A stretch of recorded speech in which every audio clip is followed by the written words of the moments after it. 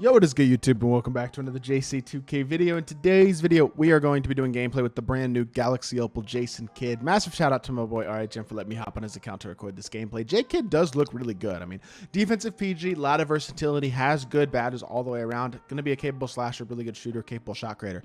Interesting card. I think he's pretty good. The question is he better than even like a Sidney Moncrief who's totally free, an Austin Reeves who's free, Harden is free, a lot of the other PGs that people already have? Like, this card does not strike me as a point guard option who is going to be next level great, and certainly not a card who's worth gambling for, which is a consistent theme out of all of especially today's cards, but really these drops in general.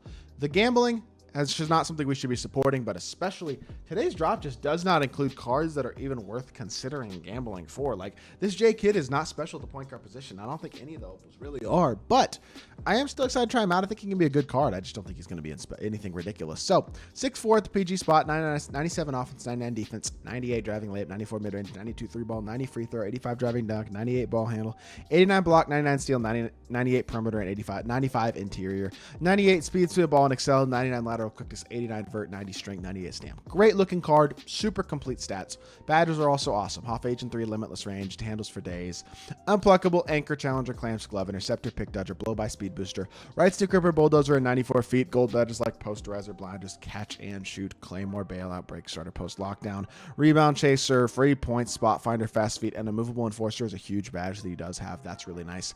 I would add a few other badges to him if you can. A couple shooting badges like a Deadeye would not hurt. A brick wall obviously would not hurt either. If you can get those on him, that'll be nice if you do wind up getting this Kidd card somehow. But in general, I mean, I don't think he's a bad looking card. Like, I think he actually moves pretty well. I think his release on very quick should be decent. Behind the back is really nice. His escape isn't great, but he's got a really good okay, hold on. He's got actually pretty darn, besides his escape, which isn't horrible, his SIGs are pretty darn nice, I'd say. Between the legs burst isn't looking too bad. Let's see what that between the legs is again. There we go.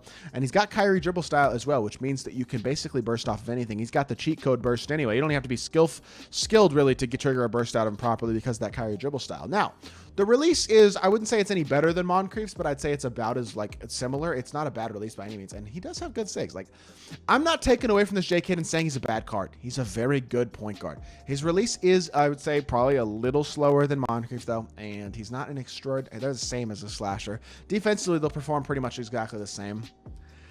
Like, SIGs-wise, he's a little better probably, but Moncrief also does have good SIGs. He's got Francis size of Kyrie dribble style himself, so Kidd having a better behind the back is a nice little positive, but as a whole, like, there's not many differences between these cards. I just don't see the reason to use a card like Kidd or to try to gamble for a card like Kidd when a Moncrief is free and does pretty much the exact same thing on the court. Just doesn't make a ton of sense to me. This card is not at all a must-have. He's going to be good, no doubt. One of the best point guards in the game. I'm sure I'm going to love this card. I'm liking him so far, but definitely not worth gambling for. Let's hop into a game. Let's see what Kidd can do.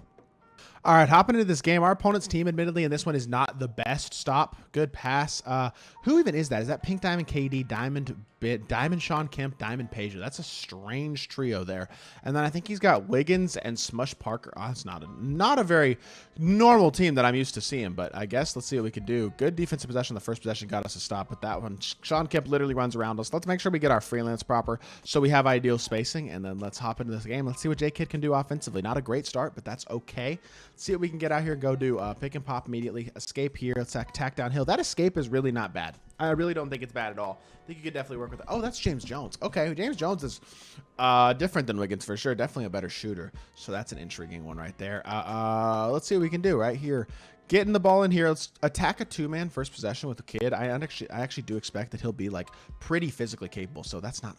It's not a good shot. That's a force. It's not open.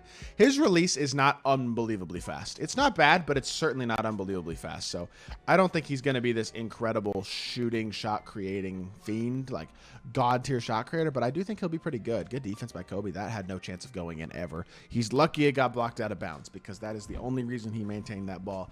Even though we're down 2-0, I've started off kind of poorly. I'm not too concerned to this point, at least. Don't feel like we started off I don't feel like we're in too bad of a position. This dude's team isn't very good. He hasn't really shown me much so far that's putting much fear into me. I'll tell you that. Catch, attack, good defense. That's fine. All right.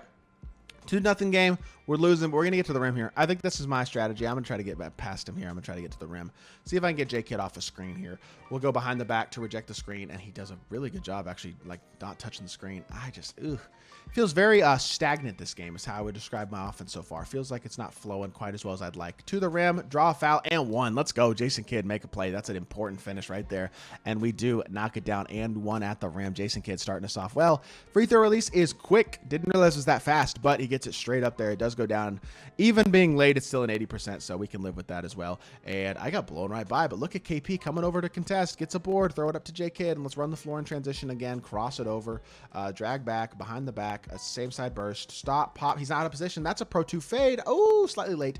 Okay, Pro 2 fade is actually very good, though. I forgot to talk about that in freestyle, but that's a positive as well. Like, this J-Kidd is really good, but the thing is, he's exactly the same as Moncrief in a lot of ways. Moncrief also has Pro 2 fade. Moncrief also has Kyrie dribble style. Moncrief is also a 6'4" defensive PG. Like, they give you basically the same thing, and, like, to me, that's not that insane. Good, bro. They play D, though. I'll tell you that. They play D. J-Kidd plays D at the level that very few PGs in this entire game do. That is 100% there. You see it right there with his ability to stop Sean Kemp at the rim. Fade here for me. Quick fade. He contests it. I'm not getting any good shots off offensively this game. This has not been a very efficient or effective offensive game to this point, which is unfortunate. But y'all are probably, I hope at least, seeing the impact of this J-Kidd defensively and the quality at which he moves. Like, he is not a bad card. But damn, we're struggling right now. I'm not gonna lie. He's not a bad card, but we are struggling offensively this game far more than I feel like we really should be. And again, like, is he a difference maker? No.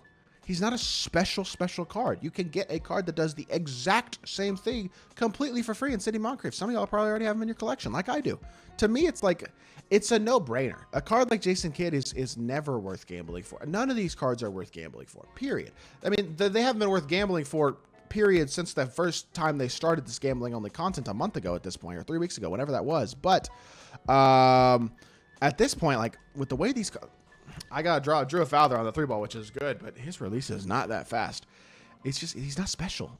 None of these opals are special. And that makes it even more so like, what is the point of even interacting with this content? The only content that I want to interact with in my team at this point is the free content on Tuesdays, the rush content. And like they said, there's more earnable content on Monday this week too. So that maybe that could be some additional good content this week to interact with. But in general, there's just not good content to interact with in the game right now outside of the Tuesday rush content. There's not that much to do, which is a real shame because like you can play to earn MT, but what's the point of earning a bunch of MT if all you can do with it is gamble it on packs? Wide open three, catch and shoot, green light. He'll be knocked down when he's open, no doubt. He moves well. He's a capable slasher. He's a great defender. He's a good card.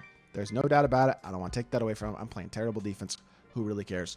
But I don't want to take that away from him. I just wish there was more. I don't know. I don't see there's not enough. The way that they have gate kept every single Good Friday content card, basically, besides some of these pink diamonds, which there are a couple of good budget pink diamonds, I guess, but who gets that excited about that? Not me personally. Like Franz Wagner and Danny Green are good, but they're not that exciting. It's just hard. I don't know. It's hard to get excited for content the way that we were used to be able to in my team, and I think that's a disappointing reality right now. It's fixable, but it's not even a hard fix. But this is something that should go away and never come back, this gambling only, and it just continues to damage the community big time, and it's really unfortunate. And there's a reason I talk about it in almost every single video, because it's a huge issue.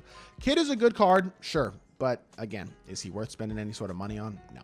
So, yeah, that's pretty much the conclusion on Jason Kidd. He's not a bad card, but he's certainly not worth any sort of expenditures. Nice lob. Jokic finishes it. That was nice. And that's a good little highlight to finish the game off of. 9 points, 1 rebound, 2 assists. Not the greatest efficiency, only 2 of 5, 1 of 4 from 3, but I do think J-Kidd's a good card. Thing is, he's exactly like City Moncrief, who is totally free. There's just no point to this card. Hope y'all did enjoy the video. If you did, make sure you hit that like button, leave a comment, and subscribe. I'll be back with more 2K content very, very soon, and I appreciate y'all. Peace.